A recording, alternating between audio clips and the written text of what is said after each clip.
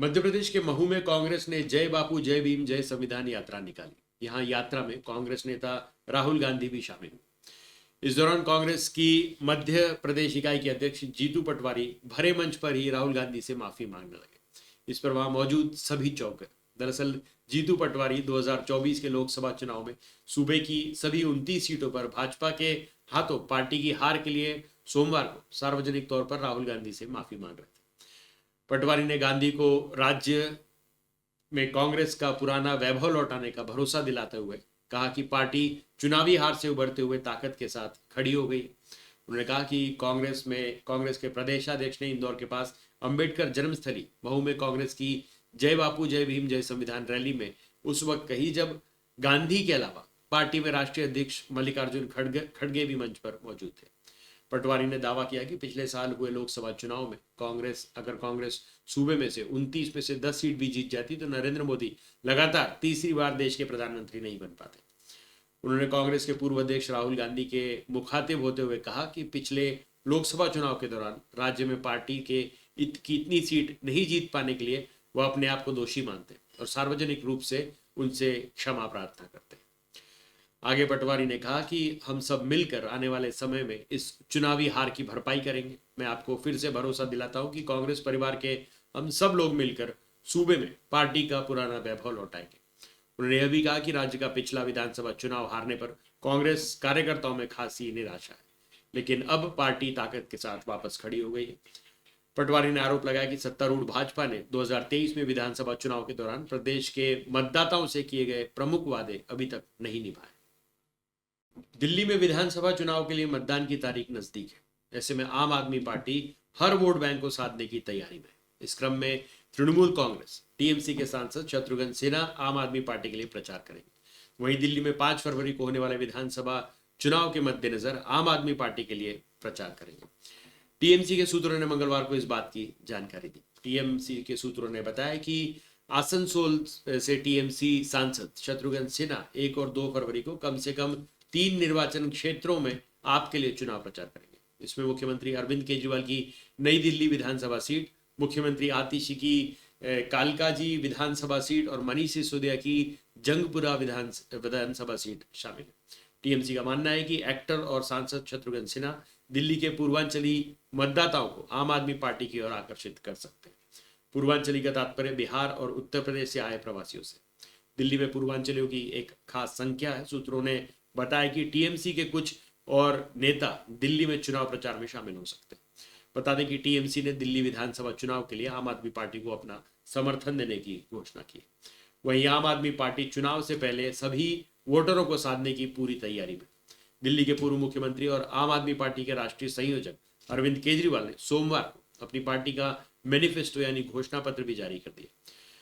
इस घोषणा पत्र में आम आदमी पार्टी की तरफ से 15 वादे किए गए। इसमें केजरीवाल ने सरकार बनाने के बाद कई फ्री सुविधाओं को शुरू करने की गारंटी दी। इसके अलावा उन्होंने दिल्ली सरकार द्वारा पहले से जारी फ्री बिजली, फ्री पानी, बुजुर्गों के लिए मुफ्त तीर्थ यात्रा, महिलाओं के लिए बस यात्रा को जारी रखने की बात कही। इसके साथ ही केजरीवाल ने मोहल्ला क्लिनिक का विस्तार किए जाने की भी बात कही। केंद्रीय गृह मंत्री अमित शाह द्वारा प्रयागराज में त्रिवेणी संगम में डुबकी लगाने के बीच कांग्रेस अध्यक्ष मल्लिकार्जुन खड़गे ने सोमवार को पूछा कि क्या गंगा में डुबकी लगाने से गरीबी समाप्त हो जाएगी। उन्होंने आरोप लगाया कि भारतीय जनता पार्टी के नेताओं ने में कैमरे के समक्ष डुबकी लगाने की होड़ मची। महाकुंभ स्नान को लेकर कांग्रेस अध्यक्ष की टिप्पणी पर बीजेपी नेता अमित मालवीय ने उन पर निशाना साधा। मध्य प्रदेश के महू शहर में जय बापू जय भीम जय संविधान रैली को संबोधित करते हुए खड़गे ने कहा कि बीजेपी नेता तब तक डुबकी लगाते रहते हैं जब तक कि यह कैमरे पर अच्छा ना लगे, अच्छी तरह से फिल्माया ना जा सके। हालांकि उन्होंने जोर दिया कि वह यह कहकर किसी की आस्था पर सवाल नहीं उठा रहे। उन्होंने यह भी कहा कि यदि किसी को उनकी टिप्पणी से ठेस पहुंचती है तो वह इसके लिए माफी मांगते हैं। कांग्रेस अध्यक्ष खड़गे ने कहा, नरेंद्र मोदी के झूठे वादों के जाल में मत फंसिए। क्या गंगा में डुबकी लगाने से गरीबी खत्म हो जाती है? क्या इससे आपका पेट भर जाता है? उन्होंने कहा कि मैं किसी की आस्था पर सवाल नहीं उठाना चाहता। अगर किसी को बुरा लगा हो तो मैं माफी मांगता हूँ। कांग्रेस अध्यक्ष ने आगे कहा, लेकिन मुझे बताइए, जब तक एक बच्चा भूख से मर रहा है, स्कूल नहीं जा रहा है, मजदूरों को उनका हक नहीं मिल रहा है, ऐसे समय में लोग हजारों रुपए खर्च कर रहे हैं और गंगा में डुबकी लगाने की होड़ में लगे। उन्होंने कहा कि वे तब तक डुबकी लगाते रहते हैं जब तक ये कैमरे में अच्छा ना दिखने लगे, अच्छे से शूट ना हो। इसके साथ ही खड़गे ने कहा, ऐसे लोग देश का भला नहीं कर सकते। हमारी आस्था भगवान में, लोग हर दिन घरों में पूजा करते हैं, सभी महिलाएं पूजा करने के बाद अपने घरों से बाहर निकलती, इसमें कोई मुद्दा नहीं, लेकिन हमें धर्म के नाम पर गरीबों के शोषण से समस्या। कांग्रेस अध्यक्ष की इस टिप्पणी का बीजेपी नेता अमित मालवीय ने सोशल मीडिया प्लेटफॉर्म एक्स पर वीडियो शेयर किया। इसमें बीजेपी नेता ने कांग्रेस अध्यक्ष पर हमलावर होते हुए कहा कि खड़गे जी रहे, पर शब्द गांधी परिवार के। इसके साथ ही बीजेपी नेता अमित मालवीय ने कहा, आखिर कांग्रेस को हिंदुओं से इतनी नफरत क्यों है? 144 साल के बाद महाकुंभ आता है, लेकिन कांग्रेस के नेता इस तरह बौखला गए कि हिंदुओं को कोस रहे। पहले कांग्रेस के हुसैन दलवी ने कुंभ को बुरा भला कहा, और अब स्वयं कांग्रेस अध्यक्ष ने मोर्चा खोल दिया। कांग्रेस अब नई मुस्लिम लीग बन गई। ये पार्टी देश के लिए नासूर बन गई है और इसका लुप्त होना सभी के हित में। एक्टर सैफ अली खान को मंगलवार को लीलावती अस्पताल से छुट्टी दे दी गई। कुछ दिन पहले ही सैफ अली खान पर उनके ही घर में चाकू से हमला हुआ था। इस कारण से सैफ घायल हो गए थे और उन्हें तुरंत अस्पताल में भर्ती कराया गया था। वहीं इस वारदात के आरोपी को भी मुंबई पुलिस ने 3 दिन के भीतर थाने से गिरफ्तार कर लिया। आरोपी बांग्लादेशी नागरिक है और उसका नाम शरीफुल इस्लाम है। इस आरोपी से पूछताछ के बाद मुंबई पुलिस ने कई बड़े खुलासे किए। इसमें से एक खुलासा यह भी है कि सैफ अली खान जिस इमारत में रहते हैं उसके दोनों गार्ड सो रहे थे। इसी का फायदा उठाकर आरोपी शहजाद आसानी से इमारत में घुस गया था। सैफ पर हमले को लेकर एक पुलिस अधिकारी ने कहा, अभिनेता सैफ अली खान जिस इमारत में रहते हैं वहां दोनों सुरक्षा गार्ड सो रहे थे, तभी हमलावर दीवार फांद कर इमारत में घुस गया। पुलिस ने बताया कि जब आरोपी शहजाद ने घर के दोनों सिक्योरिटी गार्ड को गहरी नींद में सोता हुआ पाया तो वो मुख्य दरवाजे से इमारत के अंदर घुस गया। यहाँ पर कोई सीसीटीवी कैमरा नहीं लगा था। पुलिस के मुताबिक शोर से बचने के लिए आरोपी शहजाद ने अपने जूते को उतार कर अपने बैग में रख लिया था। आरोपी ने अपना फोन भी बंद कर रखा था। जांच में मालूम लगा कि इमारत के गलियारे में कोई भी सीसीटीवी कैमरा नहीं लगा था। बिल्डिंग के 2 सिक्योरिटी गार्ड्स में से एक कैबिन में और दूसरा गेट के पास सोता हुआ पाया गया। उत्तराखंड में सोमवार को समान नागरिक संहिता यूसीसी को लागू कर दिया गया। इसके साथ ही उत्तराखंड स्वतंत्र भारत में ऐसा करने वाला पहला राज्य बन गया है। देहरादून के मुख्यमंत्री आवास में आयोजित एक कार्यक्रम में मुख्यमंत्री पुष्कर सिंह धामी ने अधिसूचना जारी कर यूसीसी को लागू किया। इस दौरान मुख्यमंत्री ने इस क्रियान्वयन के लिए नियमावली तथा विवाह, तलाक, सहवासी संबंध के अनिवार्य ऑनलाइन रजिस्ट्रेशन के लिए पोर्टल की भी शुरुआत की। यूसीसी पोर्टल पर सबसे पहले सीएम धामी ने अपनी शादी का रजिस्ट्रेशन करवाया। सीएम पुष्कर सिंह धामी ने सोमवार को कहा कि उत्तराखंड में आज से लागू समान नागरिक संहिता के तहत सहजीवन, जिसे लिव इन रिलेशनशिप भी कहा जाता है, उसका पंजीकरण राज्य में रहने वाले जोड़े की सुरक्षा के दृष्टिकोण से अनिवार्य बनाया गया है। यहाँ यूसीसी को लागू करने के बाद मुख्यमंत्री ने कहा कि लिव इन संबंध के पंजीकरण को अनिवार्य बनाए जाने पर सवाल उठाए जा रहे हैं कि यह जोड़े की निजता को समाप्त करने का प्रयास है। इस पर सीएम धामी ने कहा कि किसी भी धर्म के व्यक्ति को तब तक दूसरी शादी करने की अनुमति नहीं दी जाएगी जब तक कि उसका जीवन साथी जीवित हो। उन्होंने कहा कि सभी धर्मों में बेटियों को संपत्ति में समान अधिकार मिलेगा। इसके साथ ही उन्होंने कहा कि लिव इन रिलेशनशिप को पंजीकृत करना होगा, रजिस्ट्रार जोड़े के माता पिता को भी सूचित करना होगा। उन्होंने कहा कि लिव इन रिलेशनशिप से पैदा हुए बच्चे को भी समान संपत्ति का अधिकार होगा। सीएम धामी ने जोर देकर कहा कि युवक और युवतियों की सुरक्षा को ध्यान में रखते हुए लिव इन रिलेशनशिप रजिस्ट्रेशन को अनिवार्य किया गया। आगे उन्होंने कहा कि हमारा उद्देश्य किसी की निजता को समाप्त करना नहीं है, बल्कि हमारा मकसद केवल और केवल उनकी सुरक्षा को प्राथमिकता देना है।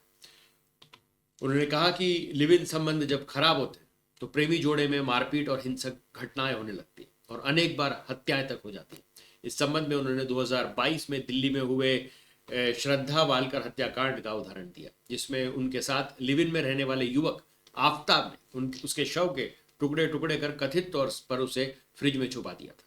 मुख्यमंत्री ने कहा, हमारा यह भी उद्देश्य है कि अब श्रद्धा वालकर जैसी किसी बेटी या बहन के साथ कोई आफ्ताब हैवानियत न कर सके। सीएम धामी ने कहा कि पंजीकरण कराने वाले लिव इन में रह रहे प्रेमी जोड़ों की जानकारी पूरी तरह से गोपनीय रखी जाएगी। प्रयागराज में महाकुंभ का आयोजन चल रहा है। इस बीच महाकुंभ में सनातन बोर्ड बनाने को लेकर सनातन धर्म संसद शुरू हो गई। इसका आयोजन आध्यात्मिक गुरु और मशहूर कथावाचक देवकीनंदन ठाकुर ने किया। इसका उद्देश्य सनातन बोर्ड की स्थापना करना है। इस कार्यक्रम में कई संत, धर्म गुरु और सनातन धर्म के अगुवा शामिल। इसके आयोजन में हेमा मालिनी भी पहुंची। इसमें शामिल होने के लिए भारी संख्या में लोग पहुंचे। इस दौरान बाल योगी अरुण पुरी महाराज ने कहा कि आज ये दिन हमारे लिए निर्णायक होने जा रहा है। उन्होंने कहा कि सनातन हिंदू बोर्ड अधिनियम उस तिथि से लागू होगा जब से केंद्र सरकार राजपत्र में अधिसूचना द्वारा इसकी नियुक्ति करेगा। स्वतंत्र निकाय के रूप में स्थापित किया जाएगा। इसे हिंदू मंदिरों की संपत्तियों, निधियों की देखरेख के लिए यह उत्तरदायी होगा। उन्होंने कहा कि इस बोर्ड में वही सम्मिलित किए जाएंगे जो हिंदुत्व के लिए पूर्ण रूप से समर्पित होंगे। चारों शंकराचार्य को प्रमुख संरक्षक नियुक्त किया जाएगा।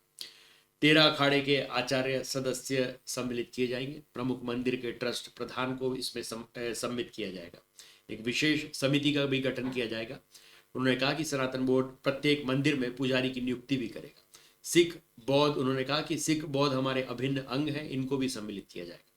वक्फ बोर्ड द्वारा जबरन कब्जा की गई संपत्तियों को भी मुक्त कराया जाएगा। सुरक्षा की दृष्टि से सीसीटीवी कैमरे लगवाए जाएंगे। मीडिया क्षेत्र में जिन्होंने हिंदुत्व को आत्मसात किया है, हिंदुत्व को जिया है, हिंदुत्व की विचारधारा को आगे बढ़ाने में जिनका बहुत अमूल्य सहयोग है, ऐसे अध्यक्षों को भी बतौर सदस्य इसमें शामिल किया जाएगा। सामाजिक संगठनों से जुड़े हुए लोगों को भी इसमें शामिल किया जाएगा। धर्म संसद में पहुंचे महामंडलेश्वर आचार्य साध्वी, सबका कहना है कि यह चौथी धर्म संसद थी। सनातन बोर्ड सनातन और हिंदुओं की रक्षा के लिए बनना चाहिए। उन्होंने कहा कि इसके लिए तमाम संतों ने विमर्श किया है और इस बात को सरकार तक पहुंचाकर सनातन बोर्ड वे बनवा कर रहेंगे।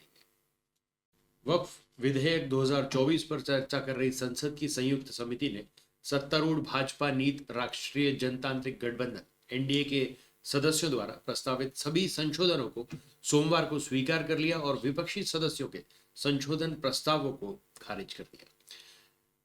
समिति के अध्यक्ष जगदम्बिका पाल ने बैठक के बाद बताया कि समिति द्वारा स्वीकार किए गए संशोधनों से कानून बेहतर और प्रभावी होगा। हालांकि विपक्षी सांसदों ने बैठक की कार्रवाई की निंदा की और पाल पर लोकतांत्रिक प्रक्रिया को पलटने का आरोप लगाया। तृणमूल कांग्रेस के कल्याण बनर्जी ने कहा, यह हास्यास्पद कवायद थी, हमारी बात नहीं सुनी गई। जगदम्बिका पाल ने तानाशाही तरीके से काम किया। वहीं पाल ने आरोपों को खारिज करते हुए कहा कि पूरी प्रक्रिया लोकतांत्रिक थी और बहुमत की राय को स्वीकार किया गया था। समिति द्वारा प्रस्तावित अधिक महत्वपूर्ण संशोधनों में से यह एक है कि मौजूदा वक्फ संपत्तियों पर उपयोगकर्ता द्वारा वक्फ के आधार पर सवाल नहीं उठाया जा सकता, जो वर्तमान कानून में मौजूद है। नए संस्करण में इसे हटा दिया जाएगा, जहां संपत्तियों को केवल धार्मिक इस्तेमाल के उद्देश्य के लिए लंबे समय तक उपयोग के आधार पर वक्फ माना जा सकता है। पाल ने कहा कि विधेयक के 14 प्रावधानों में एनडीए सदस्यों द्वारा पेश संशोधनों को स्वीकार कर लिया गया है। उन्होंने कहा कि विपक्षी संसद सदस्यों ने सभी 44 प्रावधानों में सैकड़ों संशोधन पेश किए और उनसे सभी को मत विभाजन से खारिज कर दिया।